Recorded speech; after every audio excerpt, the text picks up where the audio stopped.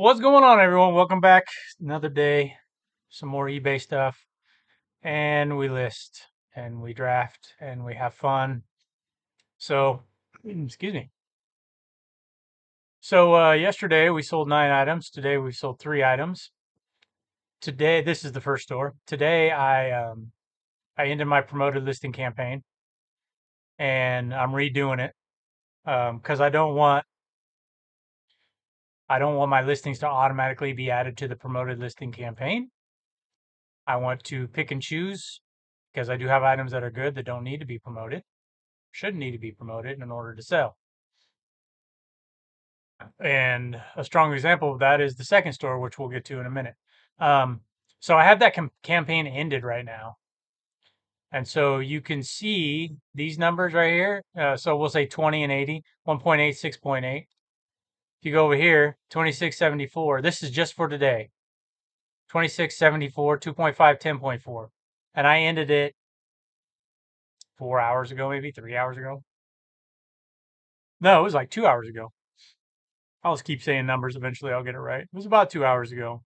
Now, yeah, this is great that these are going up, right? Does that mean anything? Is it going to equate to more sales? I don't know. I'm still going to promote items. I'm not getting rid of all my promoted listings. Um, I just have to restart because that campaign with the automatically adding items every time I list something, that's not what I want. So, um, yeah, there you go. That's the strategy behind that. That's why I'm doing that. And we'll see how it goes. Um, and it's Wednesday. We sold 3 items. I'm not too worried about it. We'll probably end up right around 9 or 10, right at average. Um, so let's pull in the second store here. This is the second store, and you can see the traffic. If I get out of the way, you can see the traffic's going up, right? You can see the trend here, up, up, up, up, up. This store had 10 items promoted. I took it down to 9. And now there's only 2, which I'm going to actually unpromote. I'm not going to have any promoted. Why? Not getting any sales. Now it's a new store, so that's why. I get that. But I don't think it's worth it. I don't think the store is going to need to be promoted. So um, we're just going to go 100% non-promoted here, 100% organic, and run the table for a while and see what happens. If I find good items, I should be fine. And speaking of being fine, so we've sold 1 yesterday and we sold 3 today.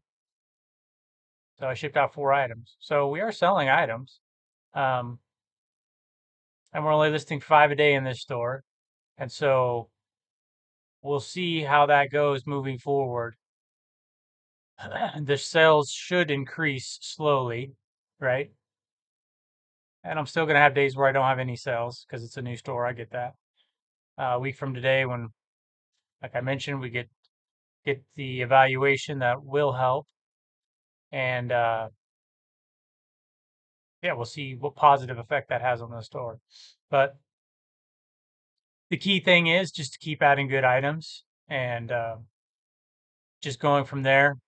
On Friday, I'll go over my first store. I'm going to do a video on what happened. Some people know, some people don't. There's a lot of new subscribers, which I appreciate. So some people don't know my story, what happened a couple of years back. And so I'll share that and I'll show you guys the charts and blah, blah, blah. And we'll look at things and let you know how I got to this point and what caused me to open up the second store, which I believe I should have done right when I noticed the problem, but I didn't do it because I thought the store was going to bounce back. I didn't think it was going to continue where it did. So um, that's why we waited so long to start the second store. And now we're going to see how it goes. Um, I can tell you that it's crazy because, like, selling those 3 items in here, I mean, I make almost as much. as selling the, $10 items, right? Because the ASP is so high in this store because of the items we're selling. I think the ASP is like 24 bucks. I think that's what it was. 24 bucks, which isn't anything crazy. It's just, you have those lower tier items and we just got to burn through them in the first store. So I would say if you have slow sales, go through and look at your items, right? And you don't have to, say you have 2,000 items, you don't have to look at every one, but go through and pick out like 15, 20 items and go through and really look at the sell through rate on eBay and then say, okay, I have, a 15-month sell through rate. How long have I had this item listed? Oh, 15 months. Well, it's probably not being shown that often now. So what do I have to do? Put it on sale, lower it, take it out of my store, redo the listing with new photos and titles and improve it, more item specifics. Because one thing you'll find is as eBay updates item specifics, right? And you'll go to a listing that's older, it doesn't have the new item specifics filled in. So now just because eBay did an update, your listing has lost some item specifics, so it's not as good. So even if it's not older, it's not showing up in the search results as high because it doesn't have those item specifics filled out. It's just part of the game of playing on eBay. So there you go. That's one thing you can do, or you can decrease the price. We talked about that. Um, you know, Decreasing the price to improve sell-through rate. That's one of my videos that I did not too long ago. It's actually gotten a crap ton of views. I was not expecting that. It's the most viewed video I've ever done. So I guess I picked a good topic to talk about that day. But it's just simple. It's not a game changing. Well, I mean, I guess it is, but it's not like a half an hour video on how to do this strategic thing. Most things in life aren't hard. Once you figure them out, they're pretty simple. And it's just a matter of, if you want, sharing it with others in a simple way. Increase your sell through rate, lower your price. Up the promotions, redo the listing. Those are basically the three ways, right? Or you can offer coupon. I mean, you can do different strategies like that, but that's what comes down to sell through rate. How good is the item? What's the price at? How many people can see it? You promoted your item at 90%, I guarantee it'd probably sell a lot faster. So, um, and then I was thinking about this today too, because this has happened twice now. I told you guys about that vintage Wrangler brush popper I sold within about 5, 10 minutes of it being listed. I sold a shirt, and that was in the second store. I sold another shirt in the second store today that was listed, I don't know, for a few hours. So, in both instances, what's your natural reaction? Oh my God, I sold it for too cheap. Did I price it wrong? Right? But we never think I priced it right and it sold, right? Sometimes we just want to second guess ourselves. And so I know mine, like the second item I sold was a shirt, the button up seersucker shirt. That was a good brand.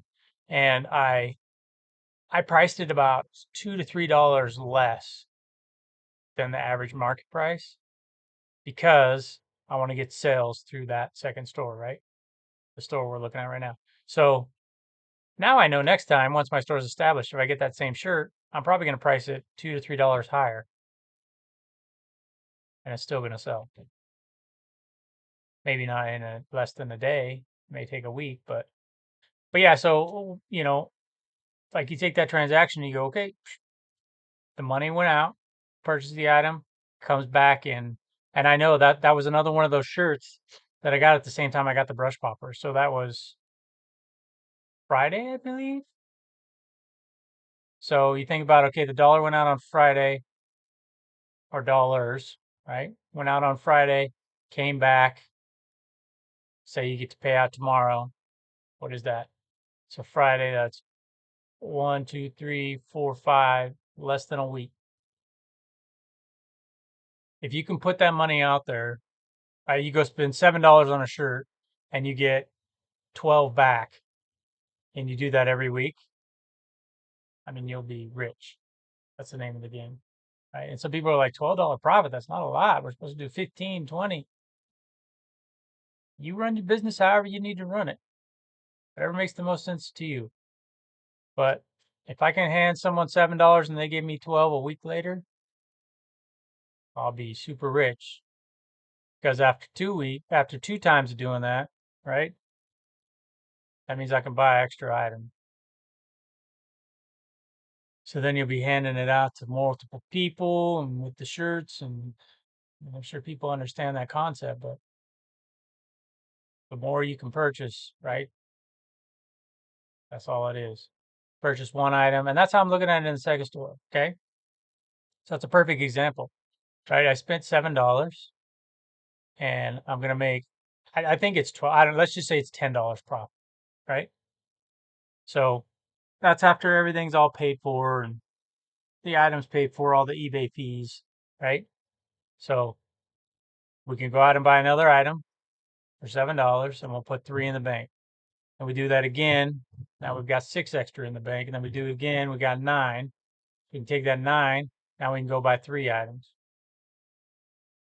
Or I'm sorry, we can go buy two items, right? So now we can buy the original one and one extra and have $2 in the bank. And now what'll come back instead of three is $6. Then you just keep doing that. Your money just keeps multiplying. And Tech went into a great video about that. Like it's a super long, detailed video, and um, it's really good. He breaks down all the numbers. So go watch his video on that. I don't need to do that, but it's just a simple concept that you're just rolling your money over, and that's how you increase your purchase power, and how you get this thing to be big, how you get to be making hundreds of thousands of dollars per year, and you know, and then you got to talk about growth, how to properly grow. And that's one of the reasons that I lowered my daily listing goal in my first store, is because I figured out, hey, on the path we're at right now, if we keep listing 20 items a day, I was actually listing 21 a day at the time, we're going to go bankrupt. We're going to go out of business. I was telling my business partner this. And he's like, well, do what you got to do. How many can you afford to list? I'm like, we can do 10 a day. That's it. And so that's what we did. And that's what we're doing now. So it's working. We're burning through those less than desirable items, small brand stuff, right? Again, if that's your model, that's not a bad model if you do it at scale, right? Because if you're making $3 to $5 profit on an item, A, you better be buying it super cheap, and B, you have to price it super cheap so you can just blow it out and you got to move a lot more units. Because if you're making $3, well, if you sell 10 units, it's only $30 a day you're making. Making $30 a day every month, that's $900. You're not living off $900. But if you do $100 a day, or I mean 100 units a day at $3, now it's 300, that's 9,000. It's a lot different. So it just depends on what kind of business model you run. Maybe you want to run a blend of the two. We do have some better items and some not so, and some cheaper items. Just depends on what your business model is. But for our second store here, this is, I don't want to say primo items, but this is higher ASP items, good sell-through rates.